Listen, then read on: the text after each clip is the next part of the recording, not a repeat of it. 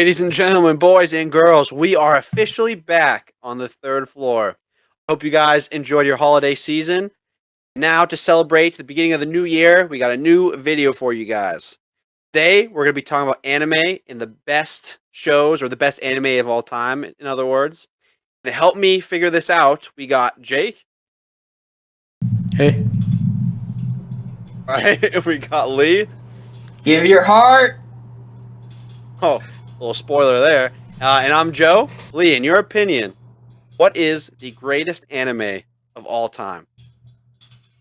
Well, Joseph, I'm so happy you asked. Because for avid anime lovers and novice anime lovers, anyone who's new to the community or people that have been watching since the days of early One Piece, the definitive answer has to be Attack on Titan.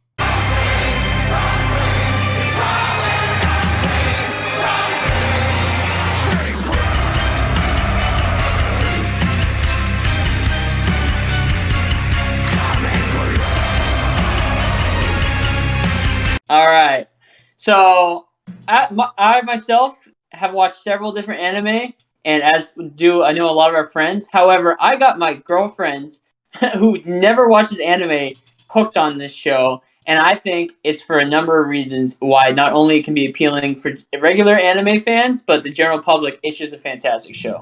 Number one, it has one of the best first episodes and openings in all of arguably television, with immediately hooking you on to its complex characters and the world, the timeless world that it's in. You could watch this show now and you can watch the show 20 years from now. It's absolutely timeless and it's very easy to understand. There's not a big plot system or power system in terms of the characters and their abilities, and it's way more about strategy and just using your maneuver, cunning, and just a battle of attrition against the Titans. I mean, for those of you that don't know, it's about a community that live in the walls and they have to kill giant Titan. They're called Titans, giant people.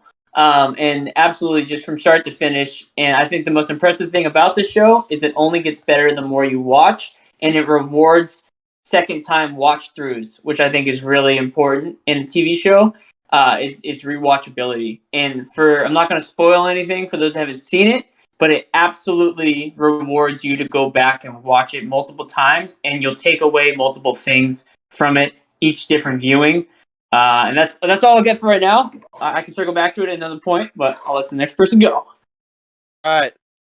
Jake, you got a controversial opinion on this one, or maybe not? What do you got? Not really. So I will say, Lee is right. I think that if you look at just a tightly knit, well-written, well-rounded anime, there's not really anything that can beat Attack on Titan. I think there are other aspects of other shows that do certain things better. Like, I think that Eren Yeager isn't, while a great protagonist, isn't the best protagonist out there. I think that was probably Guts from Berserk. He's probably the best one for reasons we can talk about in a completely other video. But if I'm kind of taking a snapshot of when my experience was watching anime, and I would say out of the sheer enjoyment, there's been nothing that's been able to compare to the first season of One Punch Man.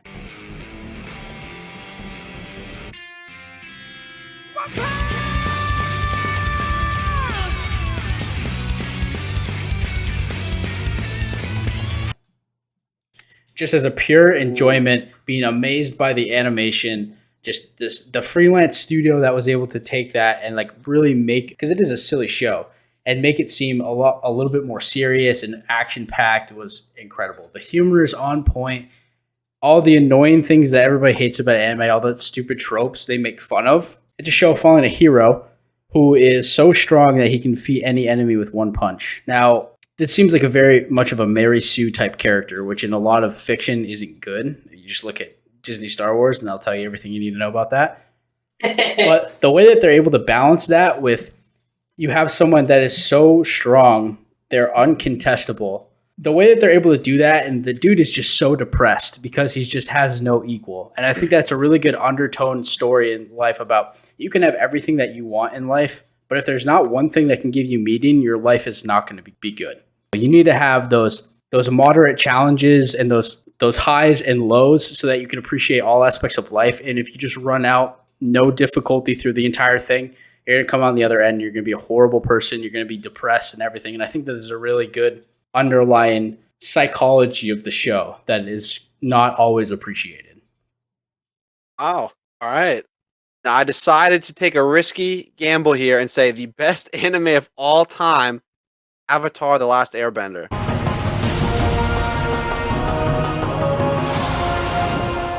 But wait, but Joe, that's not an anime. Well, let me tell you something. Technically, an anime is any animated film or television series that is made out of Japan or made in the same animation style as in Japan, or typical Japanese style. Basically, any cartoon or any animated film outside of Japan is called a cartoon. So they're the same things. But For those of you who don't know what Avatar: The Last Airbender is, long ago, four nations lived together in harmony. Everything changed when the Fire Nation attacked. Shut the fuck up. It's a show about people who can move elements based on where they're born, basically, and you can, like, firebenders, earthbenders, you can control these different elements. They get It's a show together. about segregation. That's your favorite. Is that what you're saying? No. And basically that's what's about in their interactions with each other. And you follow somebody, a young kid, who can control all four elements. He's the main event. He's why you show up to watch the show, because he's a goofy kid who is avoiding responsibilities and has no desire to help other people and just wants to please himself. He grows into this mature, respectful character who's responsible, and he carries the weight of the world on his shoulders, and he does it because he involves his friends and his, even some of his enemies. He comes together, and I think that's a really good message, especially for young kids. Even if we're older, it's something that's good to be reminded about, that teamwork, communication, and understanding go a long way. Avatar: The Last Airbender is perfect for me. I love it. Starts off slow, admittedly.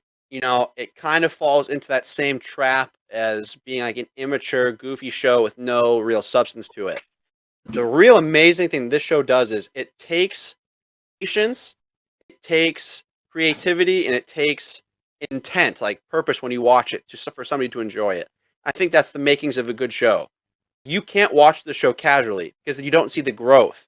You don't see all the puzzle pieces fall into place because they're massively put together by the creators of the show. And it comes together and it has real meaning, has consequences, and it builds to a finale that is really hard to beat, in my opinion. I think the finale has a lot of heart. I think it gives you that satisfying fight to the finish. Let us know in the comments what your guys' favorite, it doesn't have to be anime, but favorite TV show in general. We're always looking for suggestions for things that we can watch and review.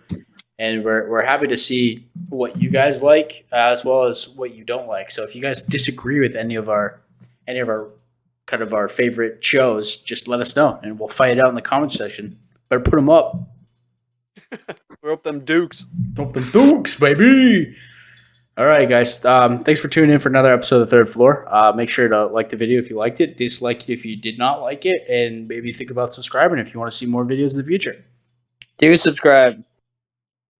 Yeah, subscribe. No, just do it. Do it. Now. 3, 2, 1, now. 2, 1, now.